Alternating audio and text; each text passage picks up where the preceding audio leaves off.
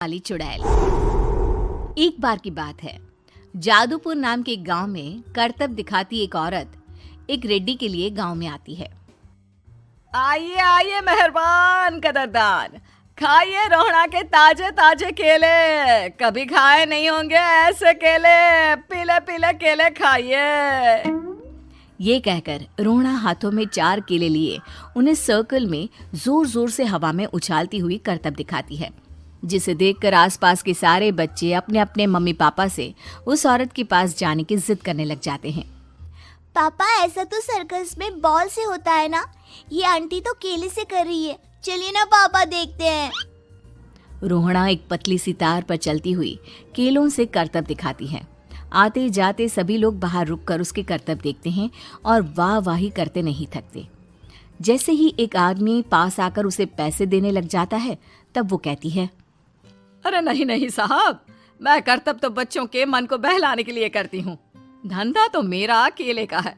पीछे देखो मेरी रिड्डी, जो भी मेरे केले खाएगा मेरी तरह चुस्त दुरुस्त और तंदुरुस्त हो जाएगा। पता चलता है क्या कि मेरी उम्र 55 की है। अरे पर ऐसे ठंड के मौसम में कोई केला क्यों खाएगा?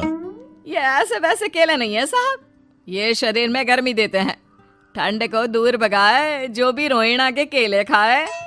पापा, अगर मुझे केले नहीं मिले तो मैं घर नहीं जाऊंगी। तभी उसके पापा कहते हैं कि बेटा, केले ठंड में कभी गर्मी नहीं देते। ये सब कहने की बातें हैं, सामान बेचने का तरीका है इनका। पर पिंकी नहीं मानती। मैं केले खाऊंगी। पिंकी की जिद के आगे नत्थू हार जाता है और उसे केले खरीद कर दे देता है। पिंकी खुश होकर केले घर ले आकर खाती है।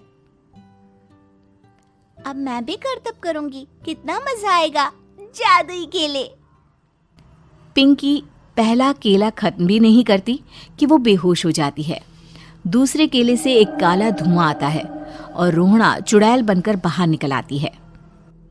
मेरे भूतिया केले बच्चे न खाए, ऐसा हो ही नहीं सकता। जादूपुर वालों, कब तक बचोगे? आ गई हूं मैं रोहड़ा, जिसका कोई नहीं कर सकता सामना। रोहड़ा पिंकी को गोद में उठाकर काले धुएं में कहीं गायब हो जाती है। शाम के वक्त नत्थू घर लौटता है और पिंकी को घर में ना पाकर उसकी माँ से कहता है, माँ पिंकी कहाँ है? अरे बेटा, उसे तो तू सुबह करतब दिखाने ले गया था ना, फिर कहाँ वापस आए तुम दोनों? मुझे लगा तू उसे अपने साथ मंडी ले गया होगा। हे भगवान, मेरी बच्ची कहाँ गई?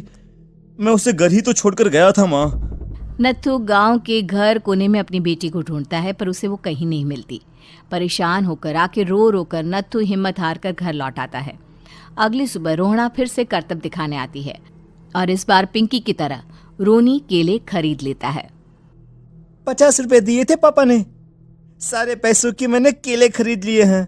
अब मैं भी आंटी की तरह ही करतबबाज बन जाऊंगा।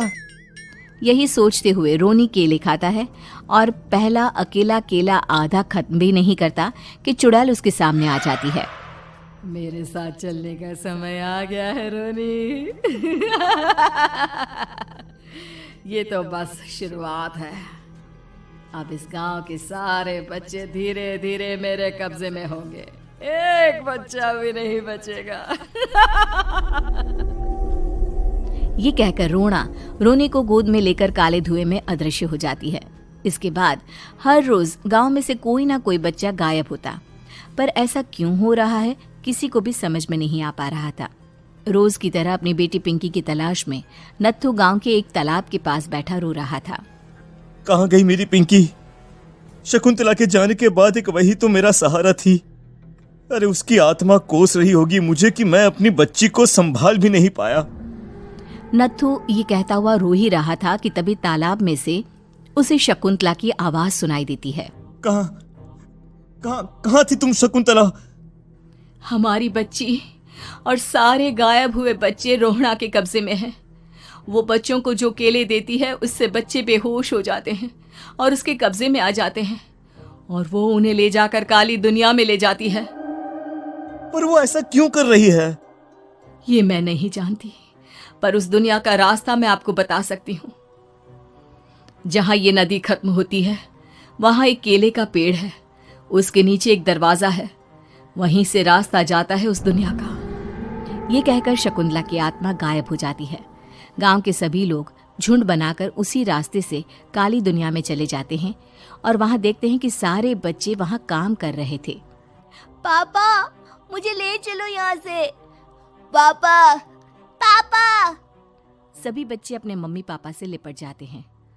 तो तुम लोग यहां तक आ गए? क्यों हमारे बच्चों को पकड़ लिया तूने? तुझे शिकार ही बनाना है तो ले, हम सब आ गए हैं, हमें खा ले। नहीं, मुझे बच्चे चाहिए। मेरे बच्चे के बदले तुम लोगों के बच्चे। क्या मतलब?